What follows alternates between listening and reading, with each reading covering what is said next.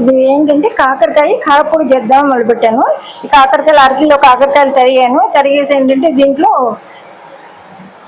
ఇట్లా అరకిలో కాకరకాయలు కడిగేసి శుభ్రంగా ఎండిన తర్వాత ఇవి తరిగాను. ఇట్లా కాకరకాయ ముక్కలు తరిగేసి ఇందులో ఏంటంటే కాకరకాయ ముక్కలు తరిగి కొంచెం అంతా ఒక చెంచా మజ్జిగ, కొంచెం పసుపు, కొంచెం ఉప్పు వేసి బాగా పిసికేసి అంటే పిండి పిడిచి పెట్టుకున్నాను అనమాట. చేదు పోతుంది అనమాట, కొంచెం ఉంటుంది, ఎక్కువ చేదు ఉండదు, అందుకే ఇట్లా పిడిచి పెట్టుకున్నాను.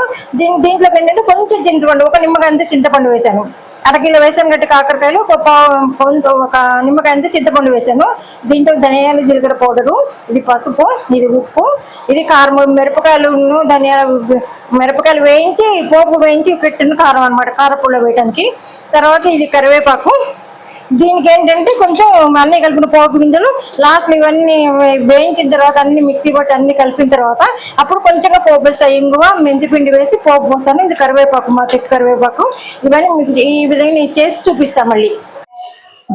ఇవన్నీ ఏంటంటే అన్నీ కారపొడి వేయించాను, అంత మిక్సీ పెట్టాను, అన్ని వేసి పోపు పెట్టాను దీంట్లో. ఇది అయింది. ఇదేంటంటే ఆరోగ్యానికి చాలా మంచిది. ఈ రెసిపీ మీకు నచ్చుతుందని అనుకుంటున్నాను. నచ్చే వీటితో ఒక లైక్ చేయండి, షేర్ చేయండి, సబ్స్క్రైబ్ చేయండి. ఇది అందరికి బాగుంటుంది, ఆరోగ్యానికి చాలా మంచిది కాకరకాయ కారపొడి.